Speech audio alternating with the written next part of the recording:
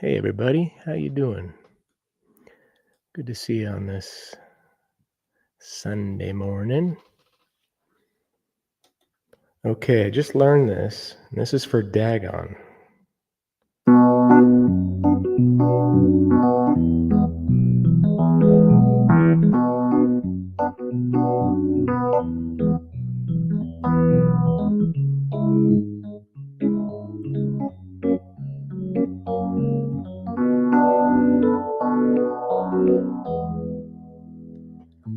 Think I'll pack it in, buy a pickup, move it down to LA.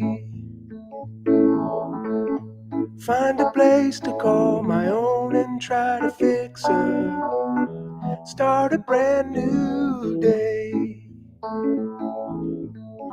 The woman I'm thinking of, she loves me all up, but I'm so down today.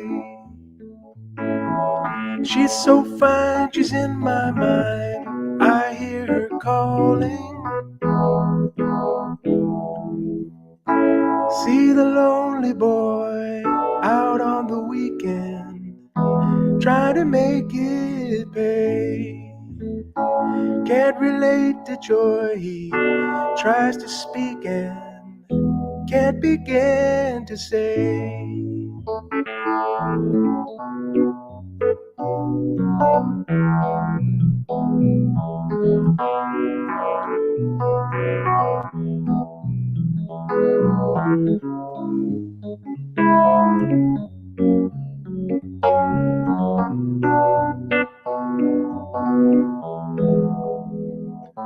She's got pictures on the wall that make me look up from her big brass bed. Now I'm running down the road, trying to stay up somewhere in her head. The woman I'm thinking of, she loves me all up, but I'm so down today. She's so fine, she's in my mind. I hear her calling. See the lonely boy out on the weekend, trying to make it pay. Can't relate to joy, he tries to speak and can't begin to say. All right. Did that come through at all, guys? Let me know. There's a few of you here, just a few. Let's see here. Thank you, Paul. Appreciate that. Did it clip? Let me know if it clipped out at all. I'm still working on getting the keyboard and the sound right, so it doesn't clip out on me, because I know I had that problem before. Sounded good. Okay, cool. Awesome. All right, so for you that are here, this is just an impromptu 10 o'clock stream before my 1 o'clock show today, where I'll have a guest. Hey, thanks, Chris. Appreciate it. And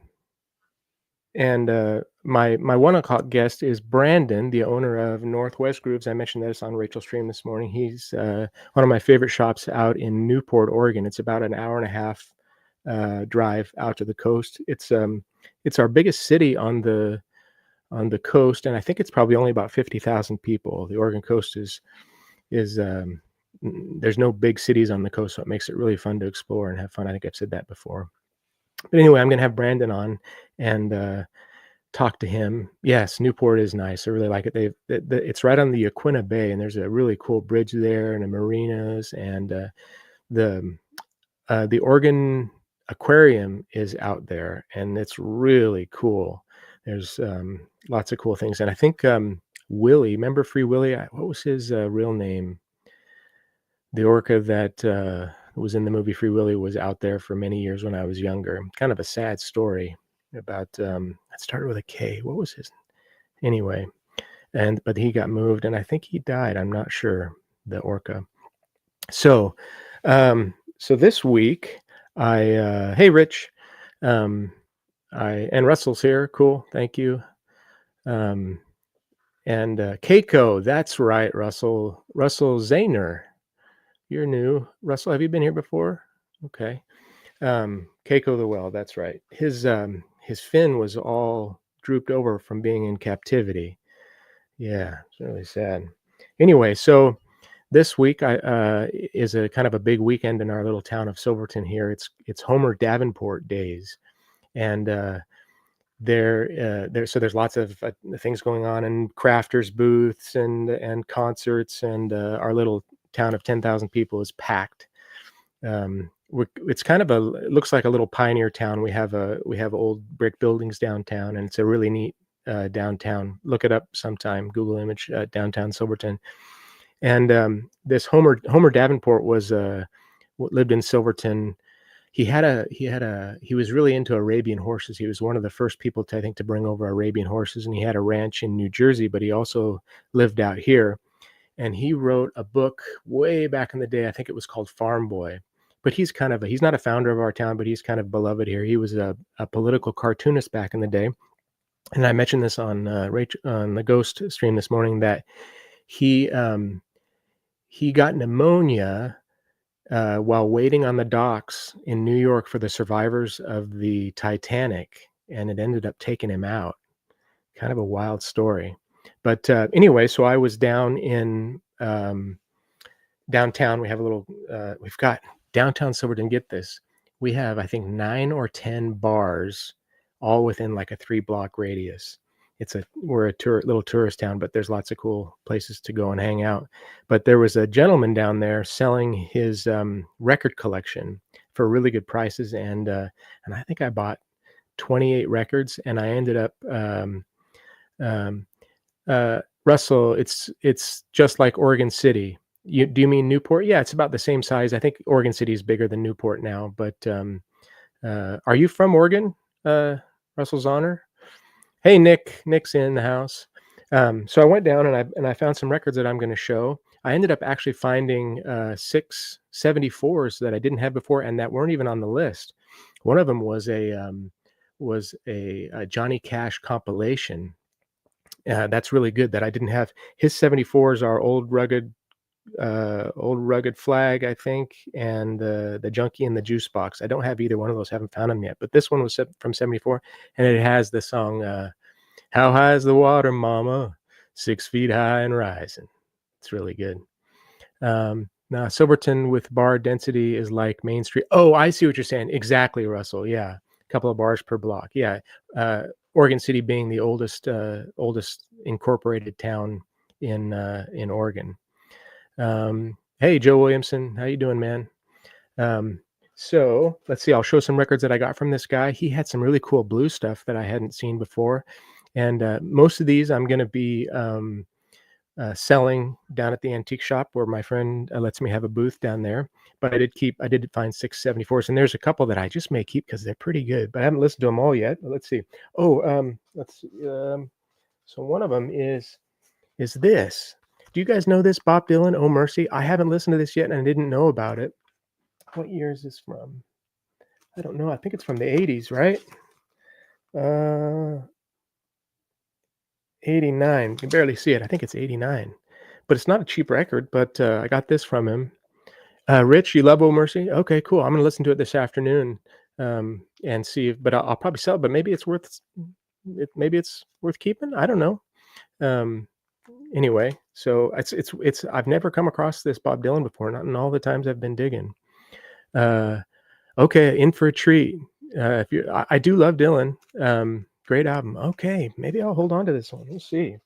So, as always, guys, if there's any of these records that you're interested in, I love to trade. So you can send me a message on Instagram, and Marty in Oregon is my Instagram handle, or martyinoregon@gmail is my email. So if you just remember that, same as my YouTube channel, Marty in Oregon. I'd love to trade a record with you if you want to, or whatever. Anyway, let's see. Okay, this is one I got. Dave Brubeck Goes to College. This is pretty cool. It's a Columbia 6i, and I listened to the first side of it, and it's pretty neat, standard Dave Brubeck kind of stuff.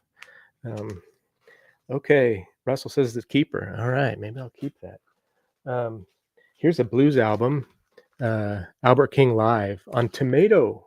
Is it Tomato? Tomato label? Yeah, double album. I haven't listened to this yet, but looking forward to that.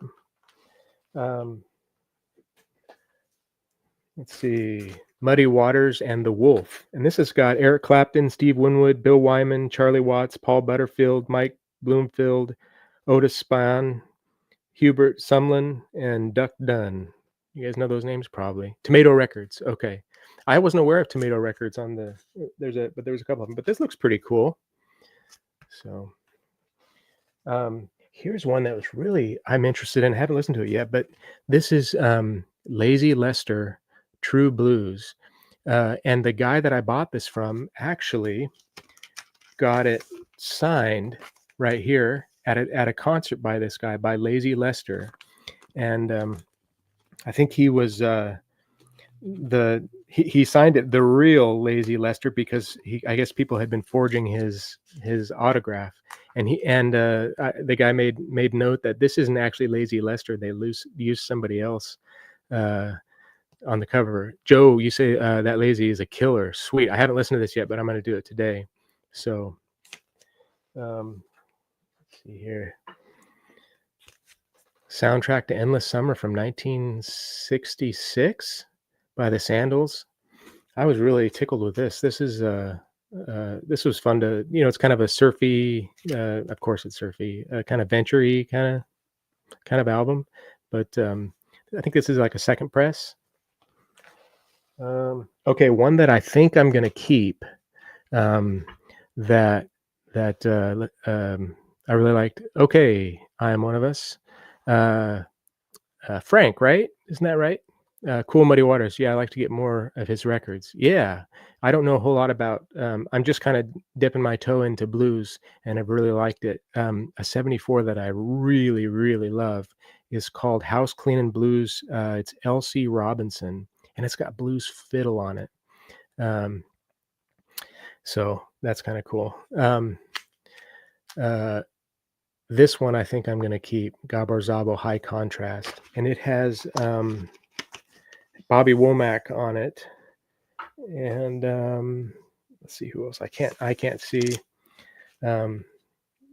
but it's, man, I listened to the first side of this. Wow, I was really moved by this record. But yeah, this is kind of cool. Hey Elliot, how you doing, man? Was it a good movie? I think I saw it years and years ago, and but I don't remember in it. That would have been kind of like, when the Beach Boys were first coming on the scene, and who's the guy, the filmmaker, Bruce Brown, was the filmmaker, I guess. Very cool. Let's see, here's another blues album. I bet Elliot knows this guy, knows this record. John Lee Hooker, Kabuki Wookie. I think that's how it is, on Bluesway. This sounds really good. So cool. Oh, here's a good one. I haven't listened to this yet. Muddy Waters at Newport, 1960, on Chess. So this is kind of a cool record. I've never come across this before. Yeah, Elliot, you know who Hooker is. Yeah. Hey, Rochelle. Here's another Muddy Waters. Muddy Waters Live, still in the shrink. What's the label? I don't think it's a predominant label. I don't see it here. Mr. Kelly's. This is probably pretty cool. We'll see what it sounds like. Oh, another one that was, yeah, it's a good blues haul, Rich. I was tickled. This guy, he had a bunch more too. I was sitting there for an hour and a half going on Discogs and looking everything up, and turns out the couple that was there, they're a retired couple, him and his wife, she's French Canadian from Quebec, and they have a place down in the Baja, California, that they go down every winter. And my buddy and I are next June are planning on taking the month off and riding our bikes down the coast of Oregon and California to into the Baja and all the way down to the bottom. And so he drew a map and invited me over, and it was really neat. So as I'm going through the records for an hour and a half at his little booth there, we had a great conversation about the Baja and music and everything, and I endeared myself to them, and they to me, of course. So it was really neat to make that connection. He drew a big map of places to go and stuff on the Baja, so that was cool. A Hard Road, John Mayhall. And I don't know if this is a first press or not, but it's early. This sounds really good. I don't know a whole lot about John Mayall and the Blues Breakers, but this is very, very good. So yeah, on the London record. Now, did they make a mono? Is maybe the mono is more desirable? Tell me, guys, would something like this, would a mono be more desirable than a stereo? This is a stereo copy. As far as collectability, I don't know. I'm still learning about the difference between that, those two. Here's an Albert King on Stax, Livewire Blues Power. I listened to a little bit of this. It's okay. It's not bad, but I liked it. UK mono is more desirable. Yeah, I would figure that too, right? Yeah, that's what I'm hearing. Rich. Let's see. Oh, here's an interesting one. Witherspoon, Mulligan, and Webster at the Renaissance. Look at this label. Isn't that interesting? Hi-Fi Jazz. But this is wild. My interest was piqued because it said Jerry Mulligan, and I know Sue's a big Jerry Mulligan fan, so I picked it up. I think this was like $4, something like that. So it was worth it has a little tear right here, but other than that, it's in great shape. Guy took care of his records. I came home and cleaned them all and sleeved them and everything, and that's one of my most favorite things to do. Okay, Joe. The Albert King is one of your favorites. All right. Elliot says everyone talks about how important John Mayall was, but seeing his records are very hard. No one actually buys. All right, seeing his records are very hard. Interesting. Oh, Hard Road. Okay. Okay. Here's a blues band that I had no idea existed. This is the Paul DeLay Band. This is Teasin'. This is really good. It's let's see, when is it from? 82. And the sound of this record sounds really good, much better than the 70s recordings and stuff like that. But this was I was playing, blues has got that standard blues riff, it's kind of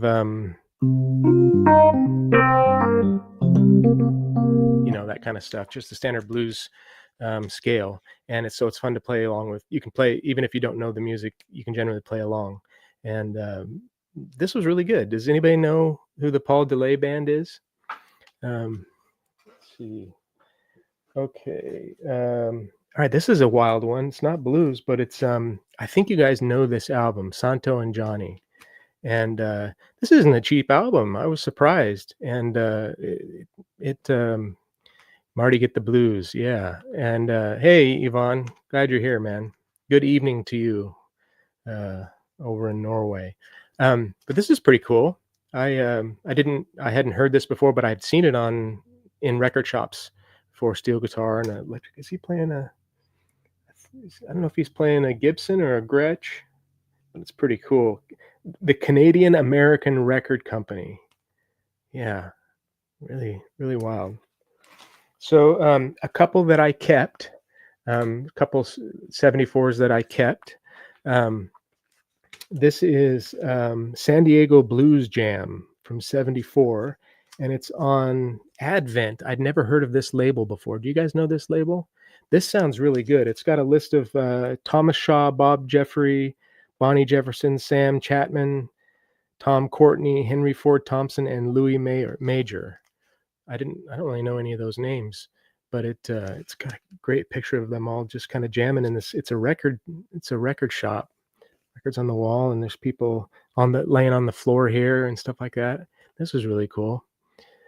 Elliot, I have nearly a dozen Mayall records in good shape and have them at shows for several years, and they're all still there and cheap too. They just don't sell. That's interesting.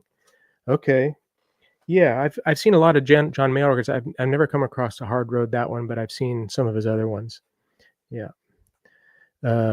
Just finished, Yvonne. Just finished with my Sunday late dinner, waiting for the dessert. Oh, what's for dessert? Put it in the comments. Rochelle made I love tapioca, and I love it. I love it warm right off the stove, and I love it cold from the fridge the next day. But this time she used brown sugar, and it gave it this kind of caramely flavor that was so good. I don't know. I'm a pudding guy. I love all sweet things, but the tapioca was really good. Here's a cool one from '74, Johnny Shines and Company.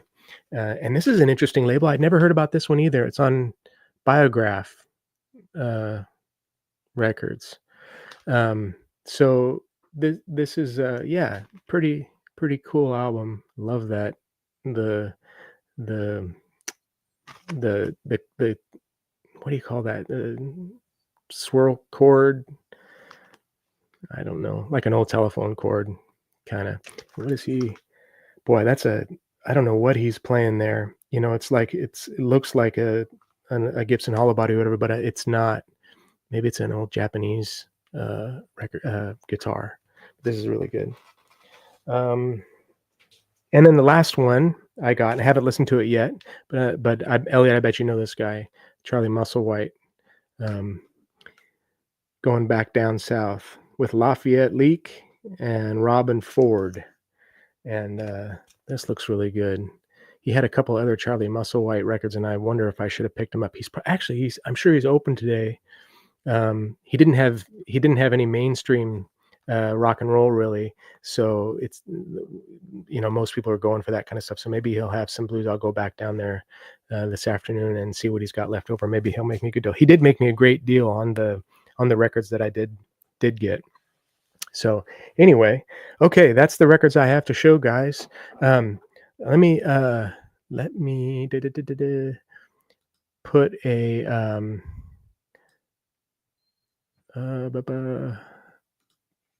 put the link up for you, and if anybody wants to come up and say hi and hang out for a little bit, you're all good. I am, let's see, I'm not going to be on more than an hour now because we got the 1 o'clock show. I'd love if you all want to hang out and come by, but I know that some of you like to watch the shows later in the week and stuff like that. So I always appreciate if you all give me a, you know what? I don't think I've ever said, give me a, Chauncey, my man. Ed's here. Raji, glad you stopped by, guys.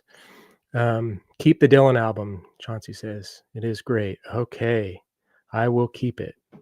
Yeah, I looked like a 335 Gibson. The other duo had a Jazzmaster, a Fender Jazzmaster. I love those. Those are cool looking. I wish more people would play those. Nels Klein from Wilco plays a Jazzmaster that's shredded, and I've seen him in concert with it many times, and it sounds really good. So, all right, here's my boy. Oh, how you doing, man? Hey, how's it going? Going really good. Glad you stopped by. Now, were you traveling this week, or were you talking, or was that Dagon? That's Dagon. Okay, all right. I was traveling a couple weeks ago. That's right. I'm That's back right. now. You're back in D Town. Indeed. All right. So, how was your week? It was long. You know, it's we're gearing up for the next semester, so it's busy with preparations for that. Okay. But so work was busy, but got to go digging a little bit yesterday and found some cool stuff. Show us. All right. Let's see here. So this is cover's a little worn, but Mary Clayton. Oh, okay. Kind of known for doing backing vocals on "Give Me Shelter," Rolling Stones. Oh, really? But this is her one of her solo albums. What year is that? It is. Let me see if there's a date on here. I want to say it's 70 or 71 or something like Okay. that, but it's really good. The Cool. vinyl, great condition. Okay, two by the same group here. One of them's a 74. The second one's a 74. But Okay, the counts. This is not the 74 though. this is 71. 71. Okay. Super funky. Cool. Really great. And this is the 74. Funk Pump. I don't have that one. That counts. And it's a promo. Look at that. Great cover. That is an awesome cover. And a great record. So there's so many early soul albums that are not that that are unknown. I mean, unknown broadly speaking, right? You really have to be specialized to get a handle on all of that there are. I have so many soul 74s that I'd never heard of before that just come across them, but very cool. Yeah, and this is a great place for digging for soul. So I mean, Raji, how dare you? How dare you? Downhill. I mean, Bennett was okay, but who did they have that's better than Nels? Okay. I mean, Bennett was fun, but it's just a different band now. Yeah, so. It is. Yeah. Let's see, what else did I get here? XTC Nonesuch. Oh, is that like a is Nonesuch was going on back then? How, like, what year is that? This is a 2020. Oh, okay. XTC repressed it. Okay. But still, I didn't have. That's, I think, the only XTC, kind of through their core run that I didn't have. So I was happy to find that. Define XTC a little bit. So XTC, I guess, was, they kind of get lumped in with a lot of the post-punk bands, but they're really on the pop end of that. So they started off doing kind of angular, fast-paced pop music, really. Okay. And they got a little bit more lush, and I'm gonna write them down and check them out this week in the truck. All right. Definitely worth it. Are they from the UK? Where are they from? Yeah, they're from the UK, and they, I think they were pretty big. I mean, they were always well known, but the singer Andy Partridge had stage fright, and so after a certain point, they never. Oh, interesting. I hear that. I've had to go on stage playing music and stuff like that, and I've been very nervous and anxious, and sometimes it's something that, like, you hear about these real popular musicians that never can shake it.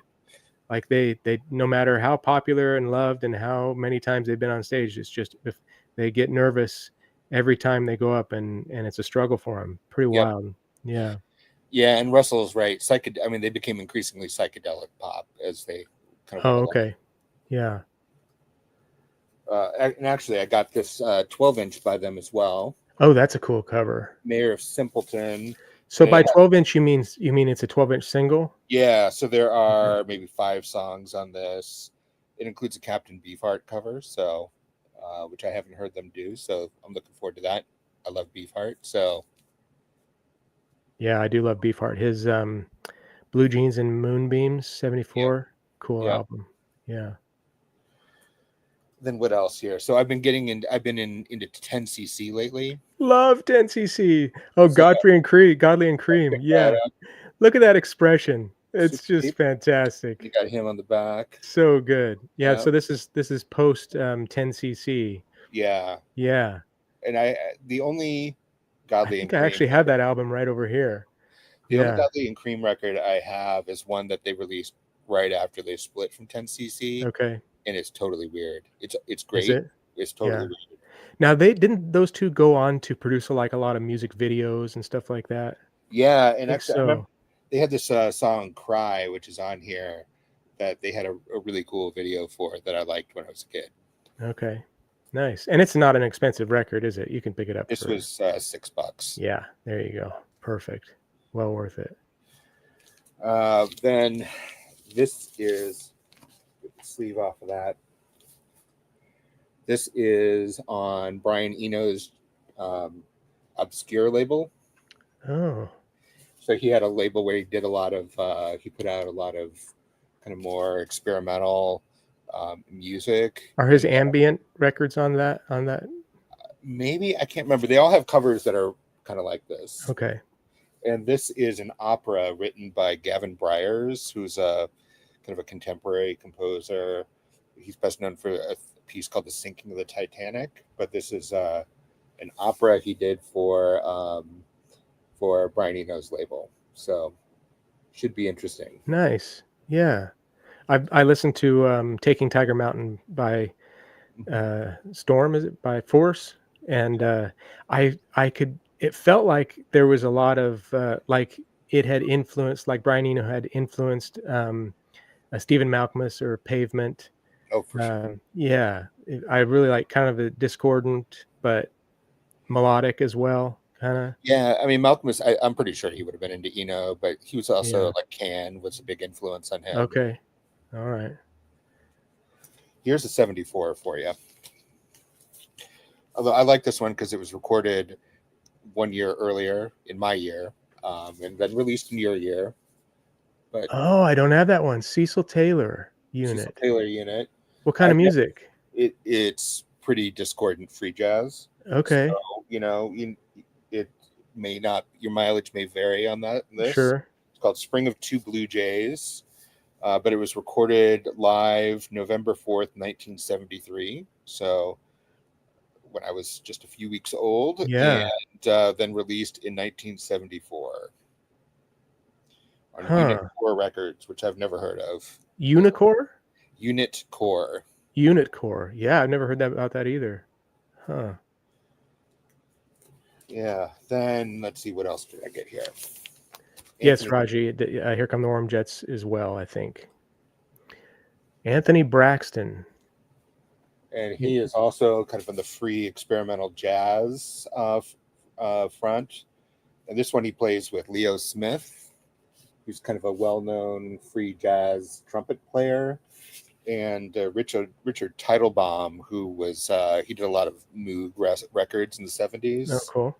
So yeah, I'm looking forward to hearing what this one is like. Where are you getting these records, Paul? From local shops in Detroit there, or? Yeah, there's a place called People's Records downtown that I go to a lot. So some of these are from there.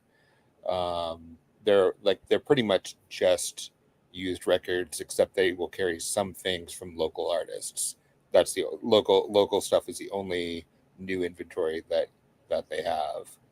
Okay. They're like high volume. They get great collections in, and they price to move. So you get things there that are That's cheaper cool. than what I've experienced in other markets. Yeah. So I go there, but then there are just we're kind of blessed with a wealth of record stores here. So Yeah. yeah. Where was from where you live? Where was the Motown record? Was Motown in Detroit? Uh-huh. Yeah. Is there like a museum or something to see with that? There's a museum. They're actually expanding it right now because it's a Motown when it was founded, and in its early years, it was just a series of houses that they linked together. Oh, They were okay. all in a row. So the houses on one side, it was on both sides of this really big thoroughfare in Detroit. And so the houses on one side, they've kept under ownership, and those have become a museum. And they're building, but because they're houses, there's only so much display space. Okay. So, Yeah. so they're building a museum in the back, an additional museum where you can see more artifacts, and Oh, there's neat. going to be a performance hall in there, so they can do Oh, do a venue events, for that kind of thing. yeah. That's cool. Yeah, when they got bigger, they actually moved to a office building downtown before they moved out to LA. Okay. But Right yeah, on. yeah. Here's one ESP sampler. Oh, isn't that interesting? So ESP was this kind of avant-garde record label in the 60s. I mean, I guess technically they're still releasing some records, but this is a sampler from looks like 1965 that has some sort of like weirdo folk things like the Fugs and Pearls Before Swine, but also has like Pharoah Sanders, Noah Howard, Milford Graves, Albert Eiler, Henry Grimes, Sonny Murray, Marion Brown, some pretty far out jazz stuff. Okay. Right So, on.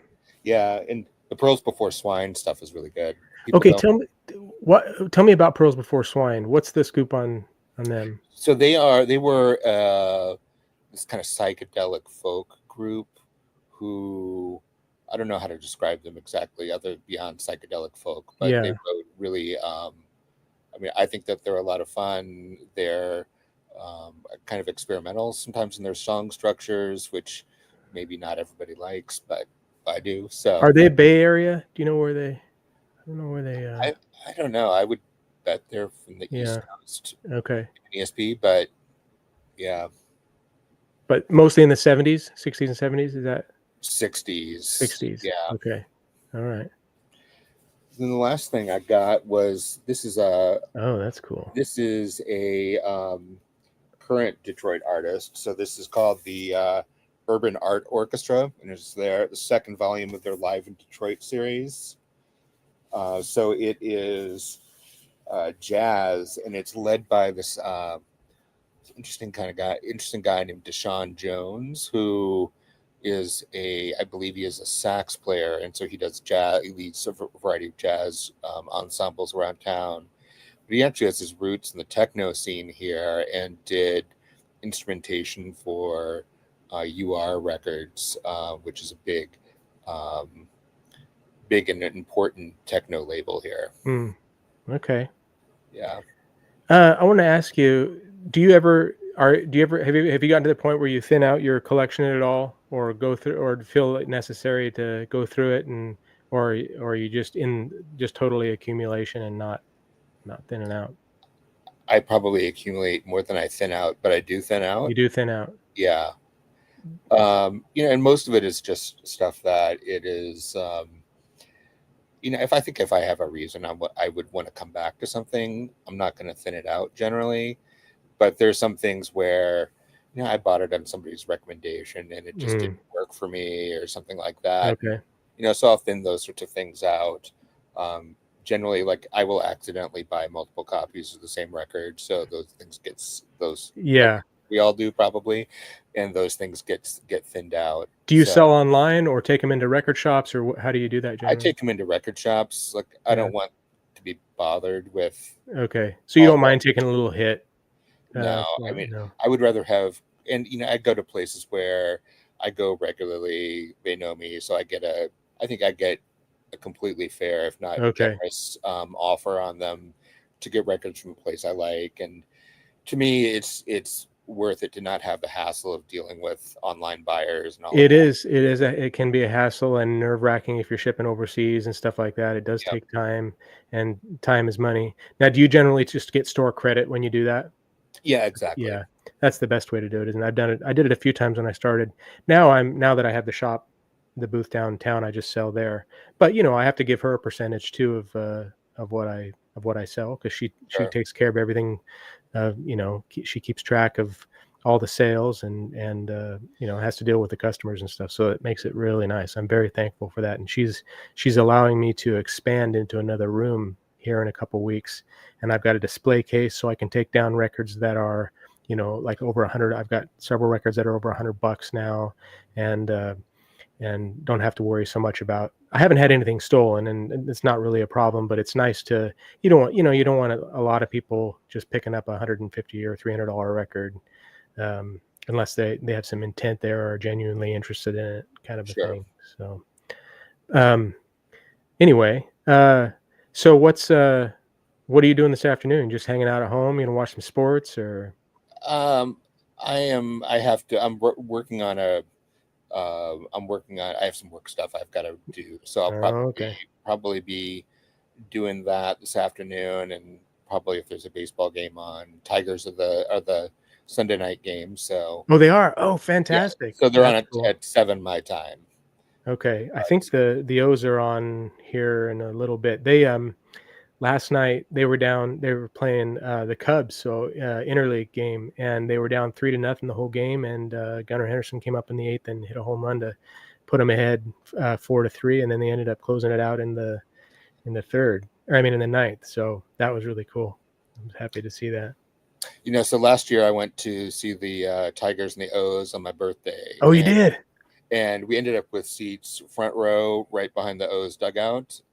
And Gunnar Anderson hit a home run. Did he? And Fantastic. and all the Orioles players started throwing their drinks up in the air. So really, it got a little soggy. No shit. Sorry about that, bro. Did who won the game? Do you remember? The O's won. So in the last 2 years they have been really good, and this year they're in the tank. Yep. So I don't know what the deal is. Lots of injuries, I guess that can. How's the Tigers doing this year? First Doing place. pretty good. First place, yeah. Oh yeah. Yeah. They actually got I think Charlie Morton was on the O's, right? Yeah, he just got traded, I think. Didn't he? To the Tigers. So he's starting for Detroit. Oh, he is. Yeah. Okay, I'll have to check that out. That'd be fun to see him. Yeah, O's traded, got rid of Cedric Mullins, their longest tenured player. They drafted him like 10 years ago. Mm-hmm. And their all-star from this year, Ryan O'Hearn, they got rid of him too. But they have all these young players that they're going to have to give big contracts to, like Jackson Holiday, Ryan Holiday's son, and stuff like that. So, yeah. Anyway, baseball, we're born, everybody. How far are you away from Detroit Stadium? I could be there in 20 minutes. Really? Oh, now. Can you is there public transportation? Like, you don't have a subway, but do you have trains in Detroit? There's a light rail. Okay. I don't live on the light rail, so if I were going from home, I would just drive. Okay. Short drive. Yeah. But sometimes actually when they have games during the week, they'll have like the Wednesday getaway games, so they start at 1:00 or whatever. So from where I work, I can get the train. So I'll often, take the afternoon off. Oh, okay. Meetings in the morning, and then from work, just take the train down to That's cool. To the ballpark. Right on. The first World Series that I ever really paid attention to was '84. Was that Padres and Detroit? Yeah, Tigers in Detroit, and the Tigers won it, right? Yep. Was Kirk Gibson playing for them at that time? He was, yeah. He was, yeah, before he went to the Dodgers. Very cool. And was Alan Trammell? I'm trying to recall. Alan Trammell, Sweet Lou Whitaker. Yeah, Lou Whitaker. Wow, because this is when I first started collecting baseball cards. Darrell Evans. Yeah. Lance Parrish. Jack Morris. That's right. I was trying to remember their ace. Yeah. Yeah. Was Sparky the coach then? Sparky was the manager, yeah. Cool. Yeah, that's neat. That the next year, St. Louis and Kansas City, I think. And then the '86 was the first World Series that I got to watch on TV. We didn't have a TV growing up. Mm-hmm. My dad would bring a TV home from his work for us to watch it. And so the first series I watched was the Mets Boston series, the one that the ball goes through in Game 6 through Bill Buckner's legs at first, the infamous. Yeah, I remember watching that in the living room on the floor like this. And the Darryl chant in Boston. Darryl. Well, they were Strawberry was now. Yeah. Darryl. Yeah. I used to be able to name the whole. I was a huge Mets fan. In addition, they were my National League team. Aside from the Orioles, because the Orioles were they won it in '83 the year before Detroit won it. Mm-hmm. But they haven't really done a whole lot since then. So I love the Mets, Ray Knight and Mookie Wilson and Lenny Dykstra and all those guys. Yeah. Well, I grew up in St. Louis, and so truthfully, you did. The Cardinals are really my favorite team. But okay. You got to root for where you live too. Yeah, because the Cardinals were often in pennant races or divisional races with the Mets. So yeah, I gotta say I really hated those Mets teams. I bet you did. Yeah, that was like the Vince Coleman days, wasn't it? Vince Coleman, Ozzie, Willie McGee. Yeah. Was Will Clark for the Cardinals at that time? No, he was the Giants, maybe. Yeah, he came up with the Giants. He was a rookie in like '87, something like that. Yeah, something like that. It was a little bit before that. And he was on the Cardinals maybe in 2000. Okay. 4-ish. Okay. Somewhere around there. Yeah. Who was pitching for the Cardinals? Back then, my dad went to a couple games in Busch back in the day. Joaquin Andahar. Okay. John Tudor was By like 85, Tudor was really the ace. Danny Cox, Joe Cool. McGrain, Bruce Hey, Sutter, bullpen. Joe, I haven't seen you around in a while. I've been busy, man. I didn't mean to interrupt your No, conversation. you're not at all. We're just talking things that probably people, VC people don't want to hear No, about. I enjoy. I'm not an Orioles fan or Tigers fan. I'm a Braves fan, but Right I on. enjoy baseball. Yeah. Oh man, the Braves have had so many good teams. Well, the in the Braves have 80s and had 90s. so many injuries this year. They've Yeah, the I- last few years they've had a lot of injuries. Yeah. It's been tough. The to be a entire Braves fan. rotation's out. Is it? Their whole starting rotation this year was on the injured list at some point throughout the year. Yeah. Yeah. Oh man. I don't know if I've ever heard of that happening. Yeah. Well, they what were the Glavine, Maddox, Smoltz, those three guys, and there was one more I think too. Avery. Yeah. Yeah. Those guys, and probably I could have been the best. They would have to be in the top 3 of best starting. Oh yeah, they pitchers. had some great pitchers of the 90s and early 2000s. They had some of the greatest pitchers in baseball. Unreal. Unfortunately, they only have 2 World Series from 95 until 2021, 2020 or Only something 2. like that. Come on Yeah, now. only 2. Yeah. Don't be greedy. Well, I mean, they went like Considering how good they were. Yeah.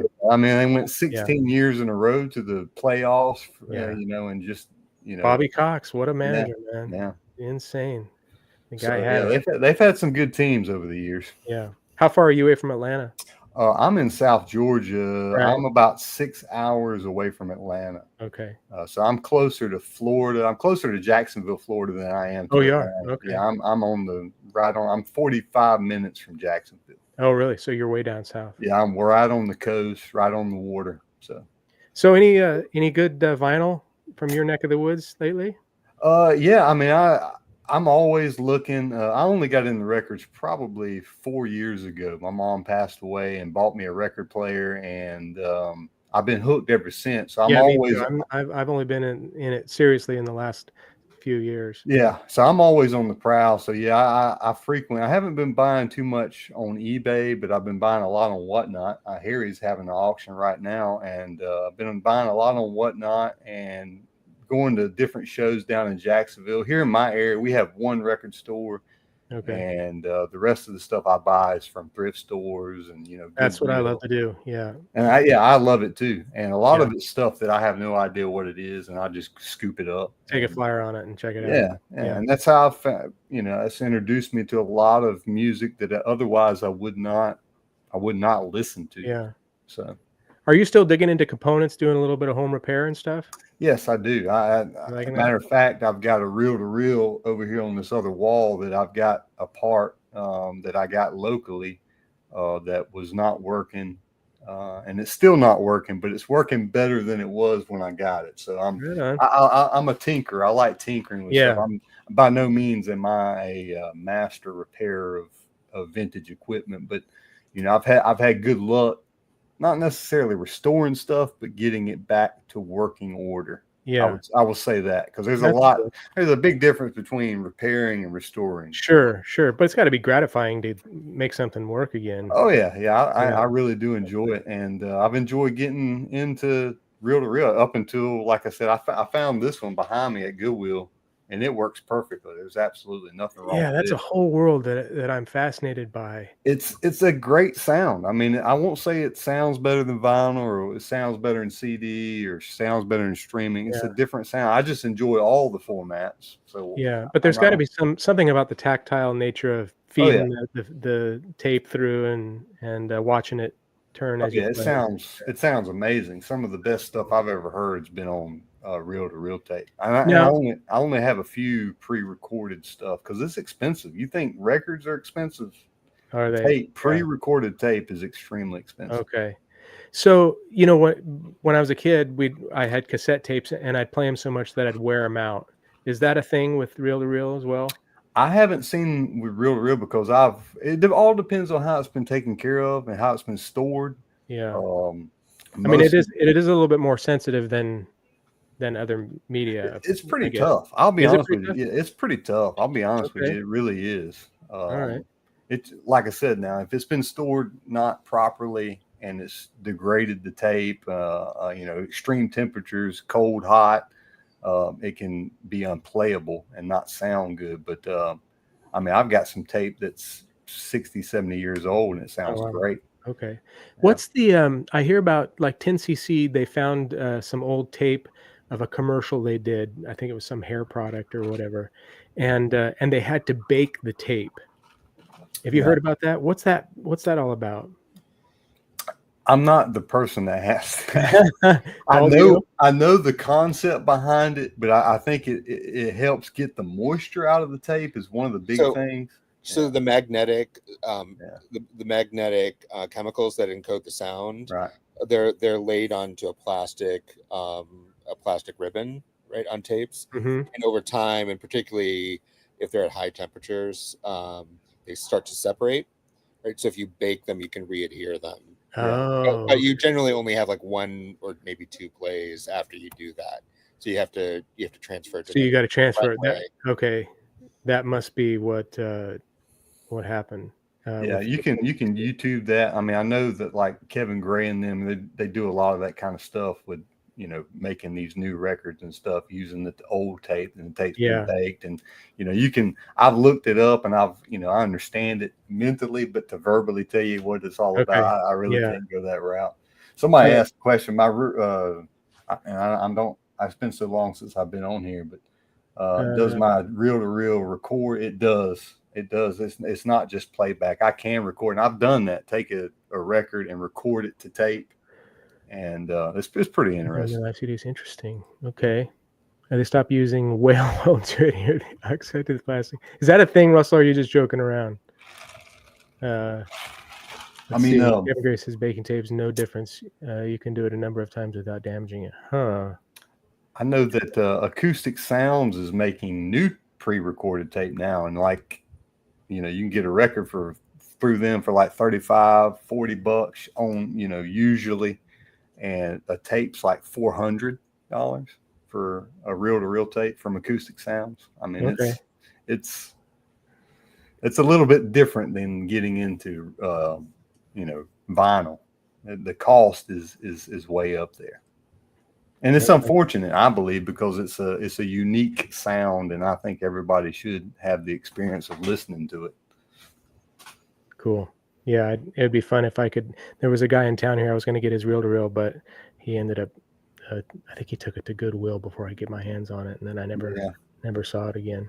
Yeah, and I lucked out. I mean, mine works. I had to do a little tinkering with it to get it, to where it worked the way it needs to. But I lucked out, kind of a deal. Right on. All right, guys. Well, it's been about an hour, and I'm gonna go and have some lunch. Maybe we can catch the end of Harry's Whatnot auction. He's probably still trucking along a little bit. Yeah, I just put a bid in on something. Did you? Yeah, I did. What did you bid on? It was an Allman Brothers I saw that. A bootleg, yeah, but I don't think he's still learning it because he's not paying attention to the chat, because I came on after he ran it, and I kept telling him, I said, Harry, rerun the Allman Brothers. Oh, because he's putting some in that aren't getting any bids. Yeah, and it's not. He's not even seeing the chat. Yeah, so. This week Mazzy had or was it last Sunday or whatever? Yeah, I bought a couple of albums from him. This was his like fourth Whatnot auction. He's getting pretty I've good. been doing it for about a year. I enjoy it. Can you what's your handle on there, Joe? Just Joe Williamson? Joe Williamson 81. Okay, sure. I'm gonna write that down because I want to catch when are you gonna do another one? Well, I was gonna do one today, and then I saw you were on. Joe Williamson 81. Here, 81. I don't know how to put it in the chat. Well, we can. I don't. It says join the chat down here at the bottom. Do I click on that? I have no idea, Joe. I'm still a rookie myself. Yeah. What is my store name? What do you mean here in town? I don't have anything really. I mean, I'm on Discogs, Frank, at Oregon Vinyl Guy, but I only just have a few. I got a Terry Riley up there. No, I don't have the Terry. Yeah, I do. One left, and the soundtrack kind of a thing. I don't have a Whatnot unless it's, you know, Yeah, as I far got as that. an account. Marty in Oregon, I think is what it says just when I'm buying. I've got it now. Here we go. You could post it on YouTube, Joe. Yeah, I popped out the chat and Okay. on YouTube. But yeah, I enjoy it. I actually have it set up where I have a soundboard hooked up to my receiver, so you can actually listen to. You can actually listen. You Yeah. can actually listen to the record or cassette. I do records, cassettes, CDs. Okay. So That's a great idea. It's like what PB Thal does. Patrick does on his. Yeah. So I'll play the record. Sometimes I'll play I'll sit. My wife takes a nap on Sundays, so I'll get on Whatnot. I'll have, I've got a stack of records here that I'm, willing to sell, and I'll put on a record and play. And sometimes I'll have, 10, 15, 20, 30, maybe a handful of people, and I'll play a whole record, the whole show, and then maybe sell it. And then somebody comes back in and say, "Hey, will you play that Bob Dylan?" And I'll put that on, So I like doing it that way. Yeah. Instead of just showing the record and, that's good. It'd be nice to be able to do that. If you get any 74s, give me a shout out, Joe. Marty in Oregon. I'm sure I do have 74s. Okay. I mean, I have all my stuff in Discogs, so I can check the years. Okay. I really don't pay attention to that. I know you're on the hunt for them. Yeah. So. All good. All right, guys. Well, thanks for coming on and hanging out with me. And once again, I have my interview at 1:00 today Pacific time. You're in Eastern Standard Time, right? Or East Coast, Joe? Yeah. That'd be 3. It's 2:00. I'm 2:00. It's 2:00 right now. Okay, so it'd be 4. Excuse me. So anyway, all right. Take care, Paul. Thanks again, Joe. Yep. You guys all have a great rest of your Sunday, and we'll talk to you all soon. Sounds Take good. Care. Bye.